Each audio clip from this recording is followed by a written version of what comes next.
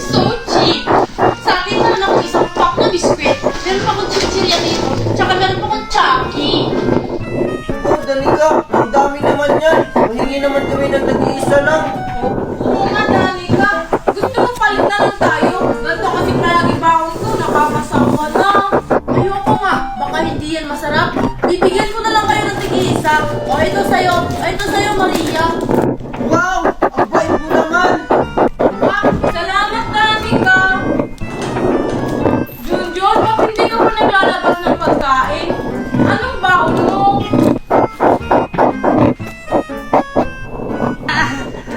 Busog pa kasi ako. Mamaya na lang ako kakain. Sige na, Junjun, patingin ang baon mo! Ayoko! Kaya pala hindi na nilalabas yung baon niya kasi sardinas pala. Ew! Sardinas lang yung baon ni Junjun. Uy, grabe naman kayo kay Junjun. Porket sardinas yung baon niya. O ito, Junjun, sa'yo na lang to. Lo, binigyan niya. Siguro may gusto ka kay Junjun, oh. Oo nga, may gusto siya kay Junjun. Aminin mo na kasi, Danica. Uy, hindi naawa lang ako kay Junjun. Huwag na ganit ka. Nahihiya ako. Okay, class, good morning. Good morning, ma'am. Bakit tayo simula na klase? By the way, may binibenta ako na SKD. 5 pesos lang. Magbibili kayo ng SKD ko, may plus points kayo. Bakit po, Manang Guard? Makakapasok ng eskwelahan ang hindi marunong maglato-lato. Buti na lang talaga marunong akong maglato-lato. Ako rin, tinuruan ako ng ulo ko kagabi. Hindi na talaga. Hindi tayo rin. Oo nga, tara. Punta na lang natin. Sige, pila kayo. Pila muna kayo dyan. Pila. Ayusin nyo yung linya. Napapila kayo dyan. Ay, hindi daw makakapasok ng school, Junjun, pag hindi marunong maglato-lato. Sige na, pili na kayo dito. Okay, kamaw na. Anong pangalan mo? Ako po si Danica. O sige, mag-start ka na. O sige po. O, very good. Pasok. O, ikaw naman.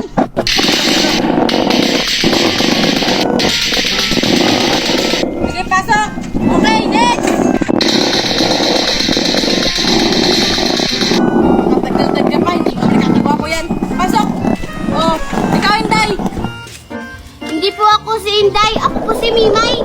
Wala kang pakialam kung sino ka man. Teka, ba't hindi ka naka-uniform, ha?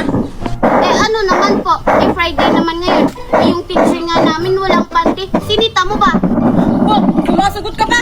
Mag-start ka na maglato-lato dyan para makapasok ka na! Yung principal. Oh, eto na. Anong klaseng lato-lato yan? Hindi ka makakapasok! Ah, wait lang po, marunong po talaga ako. Testing ko nga lang yun. Hindi ka talaga marunong. Bumalik ka na lang sa inyo. Pumasok ka na kapag marunong ka na maglato-lato. Ah, marunong ko talaga ako. Nako, iha. Sinsayang mga oras ko. Umuwi ka na. Anong gagawin ko? Guard, si Ma'am, oh, yung crush mo. Hoy! Bumalik ka na! Tignan mo, Junjun. Galing ko na maglato-lato. O, diba? Ngi! Ngayon ka pa niya natuto. Eh, laos na yan. Hinuhuli na nga ng mga pulis yung naglalato-lato ngayon eh. Ngi, fake news ka naman, Junjun. Naiingit ka lang kasi di ka marunong nito. Ngi! Paano naman ako maiinggit sa'yo? Eh, may laruan din naman ako. Mas maganda pa dyan. Ay, asan? Wala ka namang laruan. Siguro, invisible yung laruan mo. Kasi naiingit ka lang. Invisible. Alamang, hindi ko dala yung laruan ko. Pag nakita mo yung laruan ko, siguradong maiinggit ka sa akin. Eh, paano naman ako maiingit? Wala yung laruan mo. Asan ba kasi yung laruan mo? Pakita mo nga. Sige, kukunin ko sa bahay ah. Diyan ka lang ha. Huwag kang maiinggit ha. Okay, bilisan mo ha. Ano kaya yung laruan ni Junjun? Siguradong maiinggit si Maria sa akin.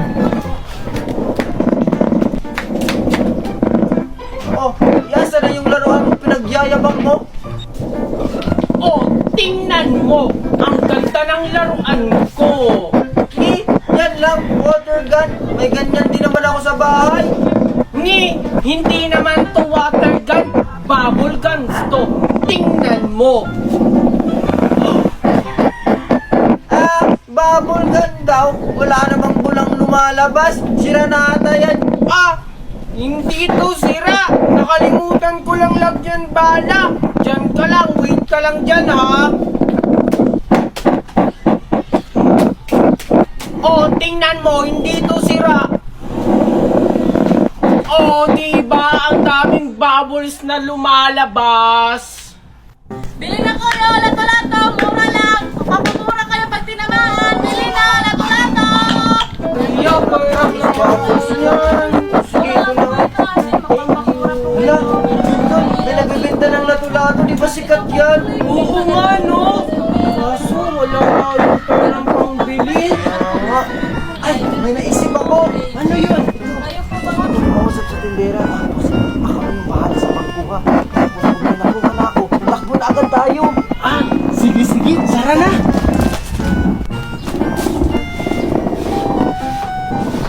O kayong dalawa, bibili ba kayo? Ate, magkano po yung lato-lato nyo? Ay, mura lang yan. 25 pesos lang yan. Kaya bumili ka na. Ganun po ba? Ate, pwede bang 10 pesos na lang to? Maganda ka naman, ate, oh. Tingnan mo, ang ganda-ganda ni ate. Ano ka bang bata ka? Maliit na bata. Sige, kunin mo ng 10 pesos lang. Sige, te, wait lang. Ay, nakalimutan pala yung pera namin, te. Sige po, balikan na lang po namin. Oo nga. Sige, balik kayo ha. Mama, talaga kayo. Bulero. Oh, teka. At kulang yung lato-lato ko. Mami! Kita ko kung sino yung kumuha ng lato-lato nyo! Gusto niyo kunin ko yun? Huwag na anak. Ako nang bahala sa kanila. Ano pong gagawin niyo, Mami, sa kanila? Kunin mo anak ang guma sa box. Sige po, Mami.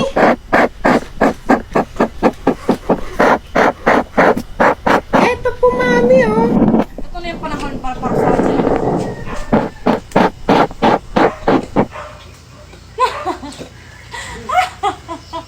Oh, bili na kayo. Plastic balloon. Isang taon to, hindi pumuputok.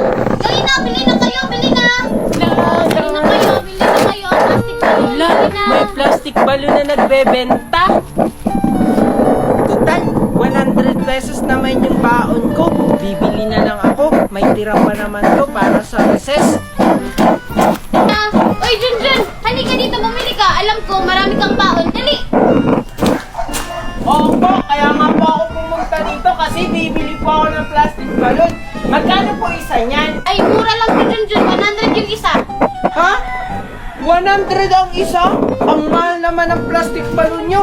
3 pesos lang naman yan eh.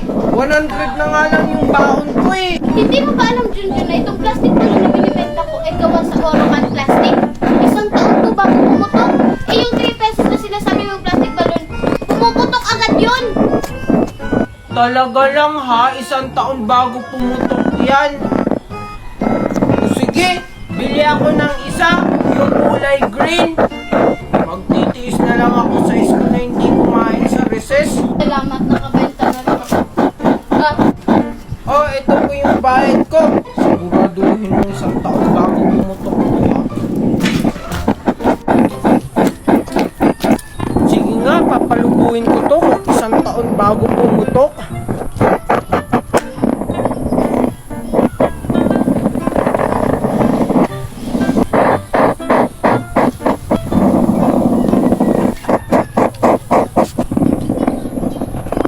Wow, ang laki! Whee! Whee! Whee!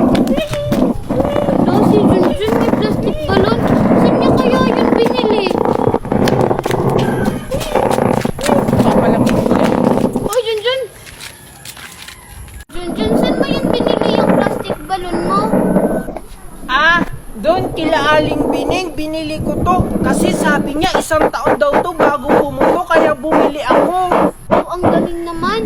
Sige nga, itry nga natin kung di ba pumuputok. Wala, bakit mo pinutok? Ang mahal-mahal pa naman ito, isusumbong ito kay Mami. Sabi mo 1 taon yan bago pumutok. Na-scam ka ni Aling Bining. Teka lang. Bakit po Manong Guard? Alam mo bang may patakaran tayo sa school? Na kapag late na bawal lang pumasok? Eh kasi po na-traffic kami sa langit. Tapos nahirapan po si Daddy magpalanding ng airplane dito sa school. Ang liit-liit po kasi ng space. Tapos, ang daming pinadalang baon sa akin ni Mami. Grabe naman yan, papasok ka na ng school, naka-airplane pa. Tsaka ano bang laman ng bag mo? Bakit ang dami-dami mong dala? Eto po, ano po kasi to? Pera, sabi ni Mami, ubusin ko daw po ngayon to. Ito po, bigay ko na lang po sa inyo to. Ay, salamat Junjun. Ang laki naman ito. Mas malaki pa ito sa sahod ko Sige, pwede ka na pumasok. Sige po, salamat po. Good morning, ma'am. Good morning, classmate. Sorry, I'm late. Wala, late ka na naman, Junjun. Ala, tignan nyo, ang daming dalang pera ni Junjun. Siguro ginawa niya si Twinkle. Oh, Junjun, late ka na naman. Ay, sorry po, ma'am. Kasi po, na-traffic po kami sa langit. Nag-airplane po kasi kami ni Daddy. Tapos, ang daming pinadala sa akin pera ni Mami. Sabi daw po niya, gastusin ko daw po ng 1 araw lang. Kaya, ipapamigay ko na lang kay classmate at sa inyo po, ma'am. Ano ba, Junjun? Okay, class, continue si Junjun ng good morning. Sige, Junjun, umupo ka na. Wow, talaga. Bait naman ni Junjun. Oo nga, iba talaga pag ginawa si Twinkle. Ay, hindi ko kaya jowa si Twinkle. Ma'am, excuse me po. Nadala po yung parents ni Junjun. Ito po, ma'am. Bawal po kasi sa mga ordinary na upuan. Kailangan daw po gaming chair. Ay, grabe na talaga si Junjun, no? Sensitive na sa mga upuan na ganito. Oo nga, ang arte-arte naman ni Junjun. Naging mayaman lang. Ay, thank you po, Manong Guard.